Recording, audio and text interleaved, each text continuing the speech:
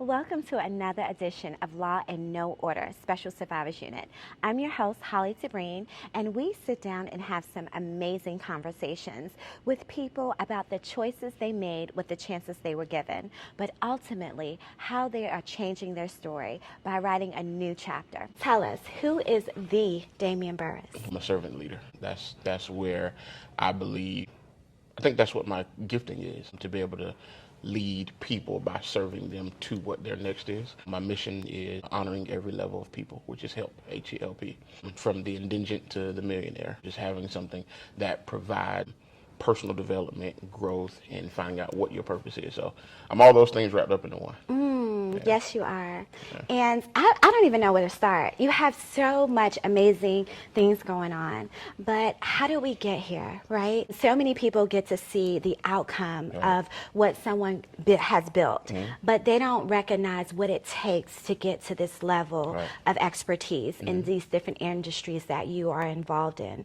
So tell me, what did it take for you to get here? Wow. Product of a single parent home. My mom was amazing, did the best that she could with what she had. A lot of childhood memories of not having, being impoverished. But I always knew there was something different about me because I had a gift at a young age of giving. No matter what it was, no matter what what I had, I wanted to share it. So kind of understanding, how life happens without having your father in your life is probably one of the toughest things that I had to overcome. What I think a lot of people don't realize, maybe mothers or fathers don't realize, a boy without his father grows up with a lot of fear because he's only taught life through a nurturing aspect. And for a man, nurturing is not always what we need. We need hard, firm decision-making skills. So a lot of that didn't develop for me until later on in life. But I always had a thirst for it, to understand that other side that I was missing. So, not having my father in my life at an early age, going through the impoverished lifestyle, but always having a hunger to do more and have more. So from there, just, creating a plan to do it. And that didn't happen till late in life. I've been homeless. I slept in a truck, all while having one of the best careers that I thought in life as a law enforcement officer. But it was difficult, going through a lot to get here and still learning a lot to go where I'm trying to get to. But yeah, so I've been through a lot. That's a lot to unpack, a lot right? To unpack. So one thing I want to talk about is you felt that being in law enforcement was the best career. And I just connect that to you saying that you've always wanted to help people and serve. And for most people, being in law enforcement is to protect and serve. Correct. Like that is like the epitome of helping people. Right. Do you feel like you were able to help a lot of people in that field? I was. Absolutely, I was. Law enforcement gets a bad rap by certain communities, and in every aspect there are bad apples. But just because one house burned down doesn't mean every electrician is bad. There are people that make law enforcement not what it should be. I think the greatest thing that we miss in law enforcement, the Constitution starts off with we the people. And we as law enforcement officers, or they as law enforcement officers, don't understand that the power that they have to take freedom is voted on by the people. And I think when we step outside of that context and we think that we have the right to take somebody's dignity and their freedom is where we mess up. Okay. We can take your freedom if you decide to give it away, but your dignity needs to stay intact. And I think sometimes law enforcement gets those lines crossed. But was I able to help? Absolutely. I have some relationships with people that I had to, take freedom with and they learned lessons from. But I also had situations to where taking freedom wasn't the answer. It was stepping in and being an intervention for them, helping them see something totally different in life. There was a young lady that I had opportunity to take her freedom. I didn't. She went on and had a great career, and she just bought a house with me 6 months ago. So, just the opportunity to know when to do it and when not to do it. Right, right. So being in such an important role in law enforcement, what made you transition from that to your next endeavor? I have a joke. Murder is 30 years, mortgage is 30 years. So that's a good one. Right, yeah. So, no, but honestly, law enforcement to me is the ultimate customer service because real estate is as well, because people bring you problems. You have to solve them, and hopefully they turn that investment into something else. Well, it's the same. People bring me a problem in law enforcement. I have a decision to either intervene, investigate, or arrest. hopefully we can intervene and investigate before we arrest. But it's all about problem solving. And in law enforcement, you get to meet everybody. I've locked up doctors to homeless people. So you get a chance to communicate from all aspects of life. So real estate kind of affords you the opportunity to be able to do that and speak on that level. Not only that, you get governmental connection. You understand how politics work more in depth. And then in real estate, it's the same way. You kind of get that upper echelon of people that you deal with and understand how to articulate and how to talk to those people. So I think they kind of go hand in hand, honestly. Okay. All right. I've never thought of it that way. So I love how you parallel things, right? You have a bunch of amazing quotes that you use. You always got something to say that's thought-provoking, right? That keeps people on their toes. And you did a lot of that in your book, CEO, Chatter, Expectations, and Oppositions. Correct. Is that correct? Right. I love that. Thank What you. made you come up with that title, CEO? Well, everybody wants to be in charge. Everybody wants to be a boss, and, CEO in corporate world is chief executive officer. But to me, CEO means I go first. And I think when you lead from a servant position, you show people what to do. That's where, to me, chatter, expectations, and oppositions. If you can get over the chatter that you're going to hear and, developing your own self, the expectations that you set, that you meet, you may not meet, and the opposition internally and externally. I think once you can accomplish those, put those in the right perspectives, then you have the ability to be a true leader. Because once you get to the top, all your service is downward. And I think most CEOs, when they get to the top, they don't realize that, okay, if you're at the top, then you set the example. So I got to go first. I got to show you by example what it is I'm supposed to be doing and how I'm supposed to make that happen. Yes. And so when I talked about paralleling things in your book, CEO, you said a CEO was like a pastor. And you didn't expound on it a lot in your book because you said that was for the second book. So are we expecting a second book? Oh, and absolutely. tell us a little about that parallel. Yeah. In my journey with this in the infant stages, I relied on my pastor a lot because one thing I'll be honest, I didn't prepare for. I knew contracts, I knew negotiations, I knew deadlines, I knew all those things that dealt with real estate. I was not as versed in people as I should have been or as I needed to be. Peopling by itself is a business. So stepping from real estate and then broker in charge, I stepped out of real estate and into the people business. And what better person to talk to than people that deal with people day in and day out, right? So I talked to my pastor and I was like, how do you do this? And he was like, your pastoring is just not a religious setting, right? Because people come to you with problems. They expect a certain level of growth from you. They expect a certain level of integrity, a certain level of how you do things. And I think pastoring sheep, you look at that in its normal context, it's just leading sheep to where they're supposed to go. A shepherd just leads sheep to food, away from danger, and water. So I think a leader does the same thing in the aspect of business. I lead them to their next promotion. I lead them to their next level in their business, and I keep them from danger, in their careers. So I think it parallels perfectly with pastoring, just not the religious setting that we're normally used to. But I do see to it that the people that do vote with their feet every year to come back to the business, that I have some level of allegiance to them to make sure their career prospers. Awesome. Well, I'm definitely looking forward to that book where you break that down a little bit more. Another quote, a goal is a person. Yeah. Tell me about that. We had a sales goals meeting, and a good friend of mine, a great guy, Marcus Benjamin, he said that quote. He said, a goal is a person. And I never looked at it that way, because most of us, when you ask a person, what's your goal? They say, I want to make six figures, or I want to sell $1 million home, or I want to live in this place, or, whatever it is. And he said, the problem is most of us know the outcome of what we want. But a goal is a person. What does a person that makes $500,000 a year do? What does a person that's in the best shape of their life, what do they do every day? Right. So the goal is not to become the thing. The goal is to become the person that achieves the thing. Yes. So a goal is a person. So I want to become the person that gets the right amount of sleep, the person that disciplines myself to eat right, the person that has my finances together, the person that has the healthy relationships. So I want to become that person instead of trying to always seek out the end result, because a lot of us fall in love with success, but not the process. Right. So, you know. Right. Yeah. So I can go on with all the amazing quotes you have in your book. I'm going to just do one more before we move on. And I thought it just really stood out to me. I think it was something you quoted by Tony Robbins. The problem is not, I think it's your problem is not firing, what is it? Not hiring the right person or not firing. I'm saying it all wrong. I got you. But you know what I'm trying to say. It's never who you fail to hire, it's who you fail to fire. That's it. Yes. Whew. Listen, that quote is Listen. loaded. It's loaded. It's loaded.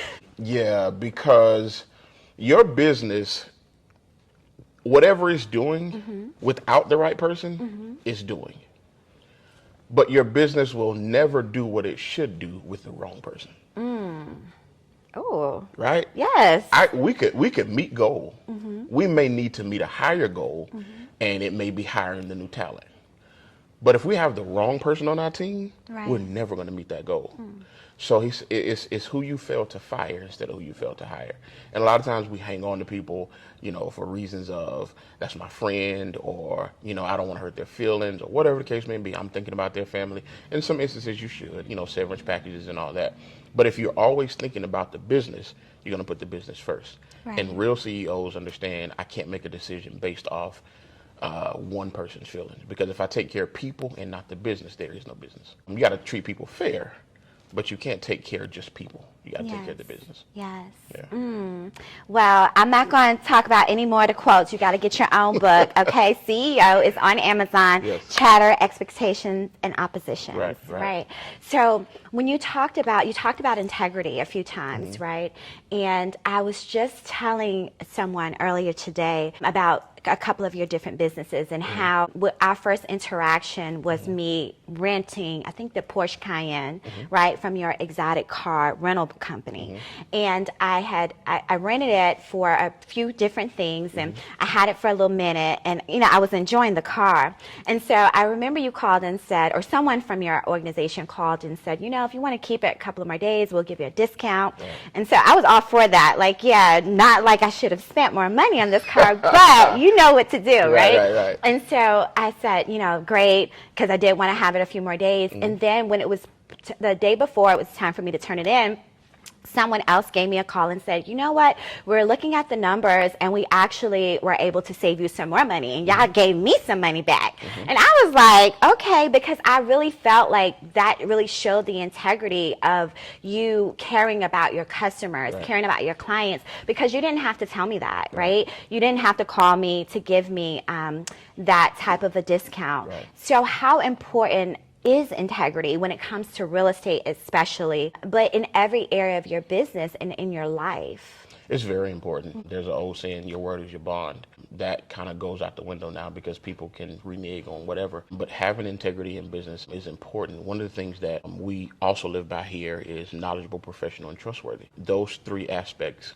in real estate business makes you stand out from the rest. People spend with who they trust. And in this profession, it's directly connected to finances. So when you're dealing with somebody's finances, they really have to trust you. The only difference between real estate and Wall Street is the street that you sell the house on. Two infamous words in the stock market is buy and sell. Yes. Two infamous words in real estate, buy and sell. The only difference is Wall Street or whatever street the person's going to live on. So you have to realize they're bringing you an investment. Right. So it's your job to make sure they can trust you with that. Right. So with that, someone had asked me if they were thinking about getting into the real estate business and they knew nothing about how to acquire clients or anything like that. They were just so confused because they were like, how does that work? Do you have to run out and try to find somebody to buy a house? Like, how long does it take to get paid? All of these different questions. So for someone who is interested in a real estate career, what will you tell them to start? Well, if you're interested in a real estate career, the first place I would start is really diving into understanding what real estate really is. And a lot of times we don't know. We just say the word, real estate and think it's just this or whatever it is. Having a real understanding of what it is and what it does and what happens in that world. Real estate is simply just the real interest that a person has. There's different levels of real estate, so there's commercial, there's industrial, there's residential, there's agricultural. So find out what area interests you the most and dive into that area and find out what it is you like about it. And when you find that niche, master one thing. Too often we try to master 5 things, and all Right. 5 of them fail. Master one, and then you can master 5. So I think find what area interests you the most. Get with a mentor. Get with somebody that knows it. Don't reinvent the wheel. And then start taking your classes to get certified, doing all those things, and you'll be fine. Right. Yeah. Awesome. So you talked about different areas of real estate. Are you able to give us a brief description of what that looks like in the different areas? Yeah, Yes. so residential is anything from single family dwelling to a quadruplex. Okay. So a quadruplex, of course, would be 4 units or smaller, triplex or duplex 2 or single family home. Commercial is anything like what we're in now, my real estate office or any restaurant business or whatever the case may be. Industrial would be a truck parking area or, a bunch of things that are connected to blue collar jobs. Right. And then you have agriculture, which is farmland. So you have different areas of interest of real estate that you can go into. Then in all of those branches out to be other things. You got Airbnb that's on the rise. You got fix and flips that are out there. So you got a bunch of things that are happening in real estate that you could make so much money. You have land leases. So there are so many things that you can do to be very prosperous in real estate. Okay. Okay. So would you be able to tell us what was the most exciting thing that you've encountered in your real estate career, and what was the most dreadful? Losing a deal is always dreadful because there's a client that's attached, and even though you pick it back up and you probably find another property, but losing a deal is always probably the most dreadful thing that happens. The most exciting thing that happens is probably the complete opposite. Seeing that family that walked in the office 3 months ago, 6 months ago, 9 months ago, that were not approved, and on closing day to hand them their keys and to their face to light up and to do something that they never thought they could do. It's still rewarding to this day, almost 10 years later for me. It's still the most rewarding thing that I come across, and seeing my other agents do that and be able to pass that along, because you're creating generational wealth. Really, we abuse that word so much and really don't really understand what it is, but when you can, affect a family, sometimes these are not only first-time home buyers in their family. Right. So you're breaking that barrier to make sure that they pass something down to their kids. So losing a deal, but also gaining a new client. Yes. Yes. Okay. Okay. I think we can relate to that in different areas. Right. Having something, the most exciting thing, and then the most dreadful thing in that same industry. Yeah. Awesome. You are an amazing educator, an awesome instructor, Thank you. I must say. And I know from experience because he was one of my real estate instructors, and I think that you were very integral in me passing the real estate exam for the second time. Okay? That's right. For the That's second right. time. Are you considering maybe your own real estate school? Because you're really, really good at it. Yeah, it's been on a bucket list of mine for a Okay. while. I had the opportunity to work for some amazing organizations. Real Estate School for Success, shout out to Frankie Griffin, Exceed Realty, Mike Thomas.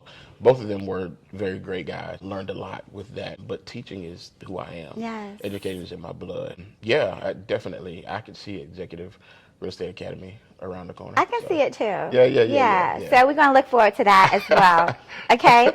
Because you are, just the way you teach and the way that you instruct, you really make sure that your students leave knowledgeable. Right. Like you stay late, you come in early, you allow us the freedom to call you even, after hours and things like that if there are some things that we didn't quite understand. You really ensure that your students are successful, are going to be successful. And that's very important. So you are also an amazing speaker, and you have a great event coming up really soon. Yes. Tell us about that. So 8-inch World Mastermind, this is my 3rd year. That's really my baby. My agents I'm sure they're tired of me because I get to practice my speech on them all the time. I tell them, I'm Love upfront it. with them, like, listen, I'm only here so I can practice on y'all. But no. 8-inch World Mastermind, wow. So 2017, I was talking live, and I was talking about my pulpit is different, and I just blurted that phrase out. Yes. And somebody that was moderating, they was like, did you hear what you said? I was like, no. They was like, you said my pulpit is different. And I was like, well, it is, because, I think everybody has the gift to minister, and I think we do it in different places. Ministry could be whatever the gift that God has given you. So that could be in the barbershop, it could be in the basketball court, it could be an amazing cameraman, it could be, a motivational speaker, it could be whatever it is. So my pulpit is different. So from that, it houses an annual conference called 8-inch World Mastermind. Wow. And every time I say that, people are like, what does that mean? So the human brain has between both ears, the space, 7.87 inches. So if you round up like they taught you in school, Yes. you really have 8 inches between both ears. Got So it. the real world that we live in is 8 inches. And it's always confusing, or it can be, because we only live in one world. Got it. But then you lead to people saying, if you hear somebody, unfortunately committing suicide, the first thing we say is, what was going on in their world? As if we all don't live on the same planet. Right. But there is a second world. And I think the first world we live in is the 8-inch world. So from that, I created 8-inch world Mastermind. When you can master your 8-inch world, you can master the world that you walk on. And from that, it's been sparking me leveraging relationships with some of the most phenomenal speakers and friends that I have around the world. And they come in every year. And first year was more business oriented. Second year, we kind of shifted, but this year I'm going in the direction I think I'm going to stay in, which is the mentality of the high value working person. Got it. There's plenty of amazing money gurus out here. They can tell you how to make $100,000 in 14 minutes, right? But how you keep that money is the most difficult thing to do. And researching that most suicides happen at a level of people that are making more than $500,000. So if money is not the issue, then it has to be the mentality. So I want to focus on the 8-inch world, the mentality of the millionaire, the mentality of the person that wants to have that lifestyle, so they'll know how to keep it and not squander it when the troubles come. Biggie said, more money, more problems. So that's a real thing. That's a real thing? Yeah, I just want to really talk to the mentality of the people that are in that space or want to be in that space and help them out with the 8-inch world. And it's for everybody. It's not just people that are business owners. It's for everybody. Whatever calling, whatever gifting you have, it's for you. This year's gifting or theme is called I Buried My Talent. So coming from Matthew 25:25, when God gives you something, your job is to reproduce it and make it better and not bury it. So it's going to be great. That is going to be great. Yeah. Wow. That sounds so exciting. Yes, I'm coming. All right. Y'all heard that, right? I'm coming. Look, now I definitely got to come now, right? Because you just talk about keeping your word. Right. Yes, I definitely am going to be there. Cool.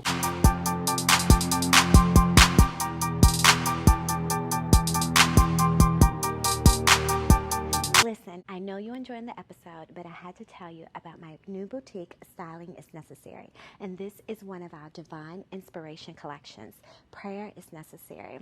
The unique part about this t-shirt is that it is inscribed with a scripture on the inside over the heart. I call this my concealed weapon, and it's always good to have the word near your heart and in your heart.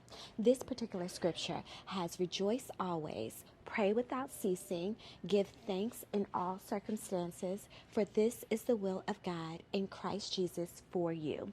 1 Thessalonians 5:16 through 18. Styling is necessary. www.stylingisnecessary.com. Back to the episode. So you said something that really stood out to me, and it actually goes with this platform that you have built and these conferences that you're having. You said that when you were on live, you said, my pulpit is different.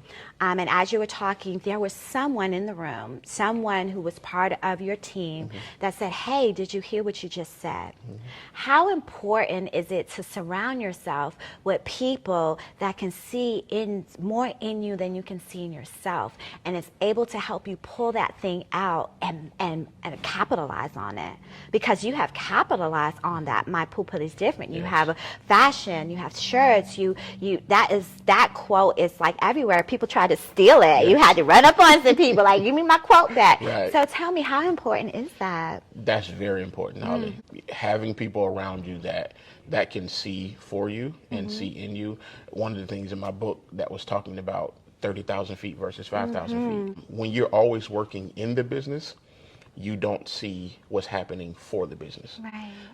And I think the people that surround you that can see outward, because we see outward, but people that can see inward, you need those people. And I don't know who it was, but I was around someone and they was talking. They said, we spend time around 3 people, and we have to ask ourselves who we spend the most time with. So you spend time with people that you pour into, people that pour into you, or people that are on your same level. People you pour into, they drain you.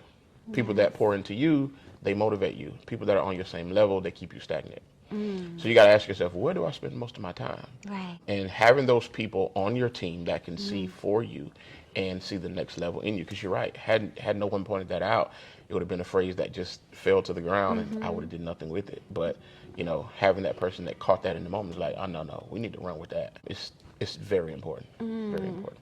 And it's so important to pay it forward, right? So I don't know if you remember, just like you said, that person pulled that out and you were able to use that, and it has benefited you in your industry, especially with fashion, right? Because those t-shirts are so cute. However, when I had told you that I was doing this podcast and the name of it was going to be Law in No Order, you was like, wow, that's a great name, but it's missing something. You said you got to put Special Survivors Unit at the end. Right. And I did. And so this podcast that you're on, Law and No Order, Special Survivors Unit, that part of it just brought a whole new light to what it is that we're speaking about, right? And I just want to thank you for that publicly. Wow. Yes, I know I thanked you privately. I sent you that text. But I want the world to know that just as people are around to help you and pull things out of you, you do that as well. And paying it forward is so important. Can you think of any way that you felt so impactful by someone else paying it forward in your life? Say that one more time. Did I think of a way? Can you think of a time, and I know it's probably many, that someone paid it forward in your life, that they impacted you so much? Funny story. Yes, I have an ex-girlfriend that actually paid for me to go to real estate school. Wow, okay. So that was almost 2 years ago, and she still jokes about it right now. Yeah. Like, I created you, right? Like, right. Get out of here, right? But no, she saw something in me when struggling to say whether or not I was going to do it or not. I was like, I don't really know. I don't really have the money to do it. She said, no, you need to do it. Right. And I did it, and, thank God I did. But there's so many other stories where people have either encouraged or, said something or even put money in my pocket to say, hey, do this, and it's turned out great. So Right, awesome. So staying on the pay it forward, the whole theme, when I came in, I saw these boxes behind me, and so they're nicely wrapped, and I see some information on it. Can you explain to us what's happening? What are you doing here? Are there charities or something? Yes, it is. Okay. Sharing Shoes is two brothers out of Maryland. They're athletes, and they were talking about one of the biggest reasons why young kids in the inner city drop out from sports is because cost. One of the biggest costs is gear. One of the biggest gear problems is shoes. So they started a company called Sharing Shoes. And their first expansion is here in Columbia, South Carolina. So I'm their first partnership for their first expansion. So it's just giving back shoes to the less fortunate inner city kids that have passion, have talent, but just don't have the means to provide for themselves. And then Harvest Hope is a company that's been around for a long time. They specialize in feeding the outside community. We want to partner with them and just give back, paying it forward. The Bible instructs us to take care of the impoverished, take care of the widow, do our part. So, I just want to make sure we're doing that because we've been gifted. And so to whom much is given, much is required. Yes. I love it. I just love how, when you talked about how you started, how the things that you're doing now, like you turn your pain into purpose. You were once homeless. You were once sleeping in your car. Now you feed the homeless. And those things are just amazing. So for someone who is probably struggling right now, who is going through a time of homelessness or just feel defeated, like the world is just on their shoulders, like what would you say to them to get them out of that space? To be asked that question by you is amazing because you're the poster child for that. But no, seriously, I think it's mindset, and you know that. Where you are geographically is not where you are mentally. Yes. And I think if you can ever keep your mindset in a place where you know that I'm here now, but this is not my final destination, it can keep you in a place of survival. I know there was a situation where a police officer was shot multiple times, and they interviewed him, and they asked him, how did you survive that? Because most people would have died. Right. He said, I knew after the first time I felt my body get hit by a bullet, I told myself, I'm not going to die. And I think it's in those moments where you talk to yourself and you defy science. Yes. You defy everything that's supposed to happen, because the mindset, I think, is critical in that moment, to know that I'm not going to allow this thing to take me out. I'm going to survive it, and we're going to get through it. So mindset is probably the biggest influence to surviving. And I know you could write a book on that. Yes. You know, so surviving your mind, that's, again, that's why we call it 8-inch world mastermind. Mastering your 8-inch world. Yeah. You also had a quote on your Instagram a couple of months back that this is the year of the survivor. Tell me about that. Wow. We've been through a lot. We survived COVID. We survived so many things. And I think this year is the year that the people that held on, the people that didn't quit, didn't give up, didn't succumb to depression, suicide, I think we're going to find out that we've been through so much, but now we're going to be rewarded for it. I just feel like it happens that way for us. So I think anybody that's been struggling with anything, you're nearing the end. It's going to work out for you. Just stay there. I told my agents some time ago, success is easy because most people quit. Success is not hard. Continuing to do the thing that keeps you successful, that's hard. But because most people quit, we look at people as like, oh man, but it's easy for them because they had a determined mindset to never stop. Right. So success is easy because most people quit. But learning how to continue to be who you are, that's where the grind happens. Waking up every day doing the same thing over and over again can get tough. Right. There's a scripture in the Bible that says, be not weary in well doing. So why would a person get tired of doing well? Because doing well costs you. Yes. Succeeding, continually waking up, doing the right things, it's tiresome. You know what I'm saying? Doing the wrong thing brings you relaxation. You know what I'm saying? You can stay in the bed, not go work out, not eat right, But when you have to do the right thing, it costs you. But I do think there's a reward for doing the right thing. Yes. So you went from being a detective, you're a broker, you are an educator, you are a speaker, you do so many different things to serve, an author. What made you want to get into renting exotic cars? I love cars. You love cars. I love cars. And so I was like, how can I drive what I want to drive without paying for it? Right. Okay. It's like the mind of a CEO. Of course.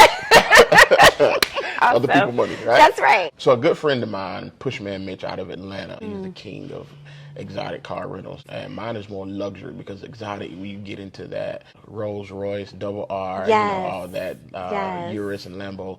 I started talking to him, and he mentored me. I took his course, and he showed me how to make money buying cars and then allowing people to rent them out. So we're on a private platform, our personal platform, and then we're on Turo. We have a private platform, and then we also have a Turo platform that we're on. Okay, what is your private platform? Peak Car Rentals. Okay.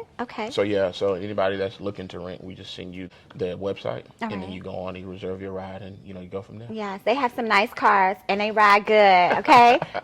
I know from experience. Yeah. Yes. So I'm so glad you mentioned Pushman Mitch, because I love that interview that you did with him, and that one thing, them rivers and them streams. You have to talk to us about the rivers and the streams. Holly, that's probably one of my best videos that I had, besides the other one that went 200 million views. Yeah. That came in just spending time with God, and I'm always the different person. Bishop Michael Blue said something. He said he's a metacognition. So metacognitive means you think about thinking. So when you meet people that are always doing something, they're metacognitive. They think about thinking. So I'm a metacognitive. I'm always thinking, but I'm also theocentric, which means I'm God-centered, and everything around it happens from what I believe God is instructing me to do. So I was like, okay, God, everybody wants a stream. Everybody, they cut hair, they pressure wash, they do lawn care service. Those are jobs. Right. And that's fine if that's what you want to do. Right. But I said, what was I created to do? Because streams don't flow from themselves. Right. So if you create a river and the current of the river is strong enough, it will push the earth and create a stream. Wow. So you hear people say, oh, that stream is coming from that river. Right. You never see streams flowing or rivers flowing from streams. You see streams flowing from rivers. Yes. You never see a tree on a branch. You see branches on a tree. So if I want the stream, where's the river coming from? So I asked God, all right, help me find my river. What's my river? What was I created to do that allows me to have different channels of streams of income. So at the base of who I am is help. Everything that I do helps somebody else. So when I found what my river was, the streams, and I made the river strong, the current from the river caused other streams. So I would tell anybody, instead of looking for 7 streams, find your river. From your river will flow streams. And then you'll be able to monetize every other thing that your hand touched because you found a river. Find a river. Absolutely. Okay, find a river.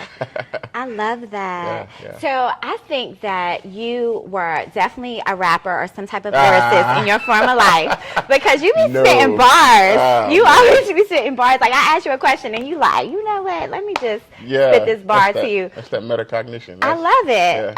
Metacognition. I love that. I love that about you. So, you know, this podcast is called Law in No Order, Special Survivors Unit. Right. And so I want to know, what is law for your life? That's a great question. What is law for my life? So law for my life, I think law period is something that's undisputed. It can't be taken back. It's what has to happen. I think what has to happen is for me to fulfill my purpose. For me to be exactly what I was created to be. That's law for me. Just walking in that aspect of who I am, I can't deviate from that. I have to be that person that God created me to be. So that's law for me. Yes. And the second part, you know it very well, Special Survivors Unit. What is your survival mechanism, aside from God, because we already know that's number one. But what do you hold on to help you survive? Because I can only imagine. I know the pressure that you deal with, and even going back to your book, the things that you encountered and trying to build this business. How many times you felt like it was slipping from your hands? How many times you had to pivot and come up with a different plan? What did you do? Like, what tools do you use in order to keep going, to survive? Oh man, wow. I think you have to find outlets. And it's a new word that we've kind of, used for relationships, be his peace and all that. But really, finding your peace. Yes. Finding a peace. Mine is boating.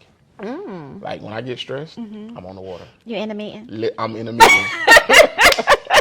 That's the name of my boat, in a meeting. So my people know, if I say I'm in a meeting, I'm on the boat, right? But no, seriously, just finding that outlet. One thing that I study, men that have a great responsibility, they succumb to alcoholism and some form of illicit drug to help cope with those things.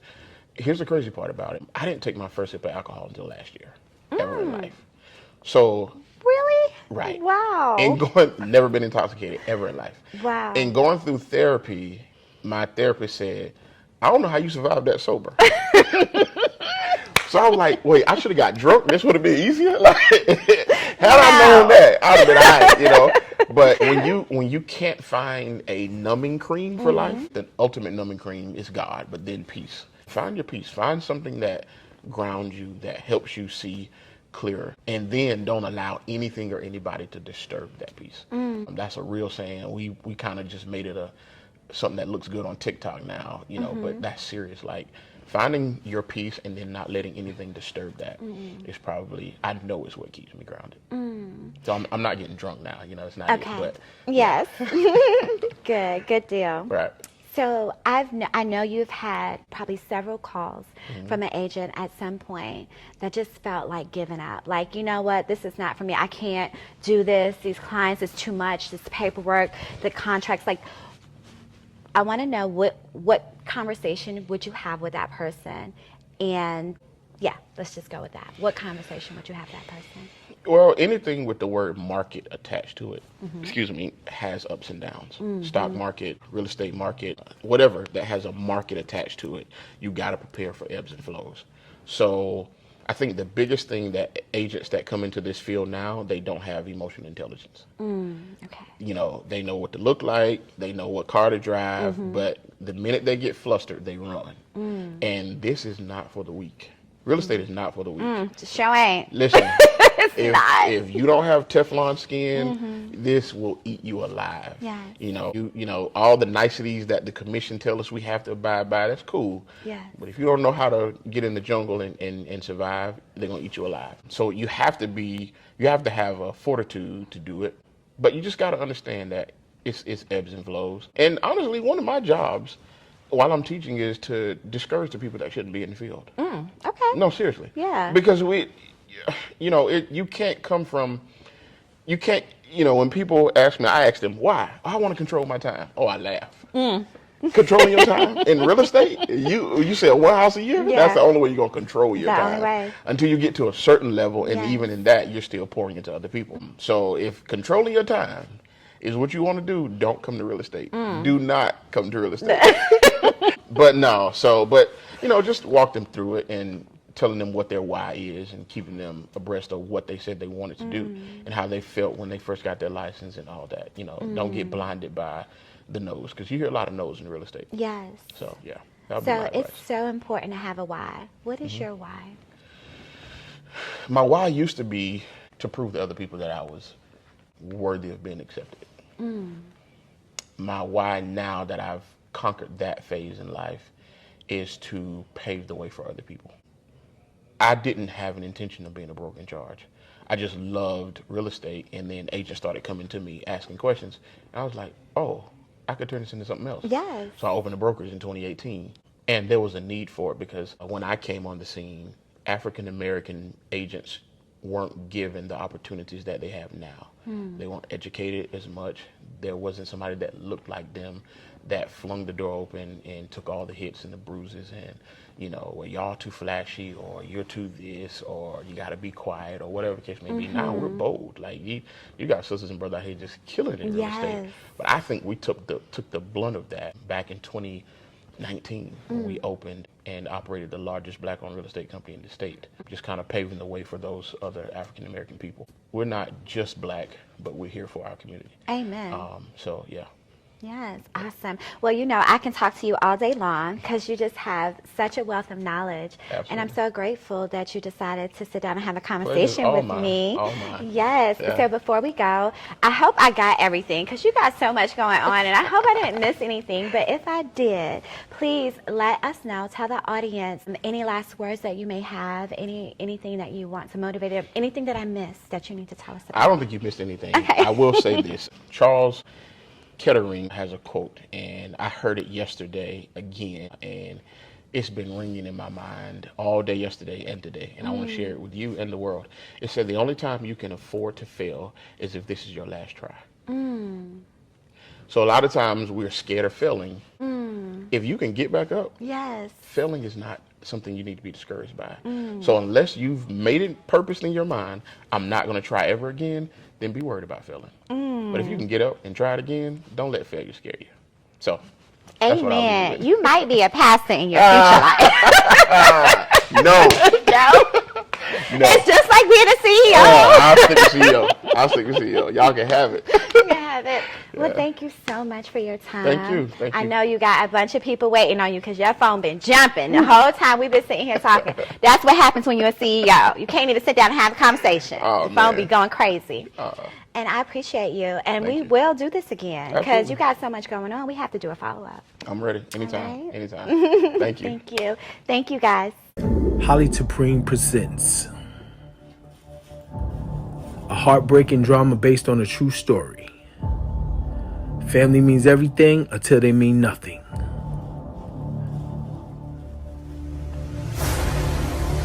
Bloodline betrayal. Superficial seductions. A jaw-dropping page-turner.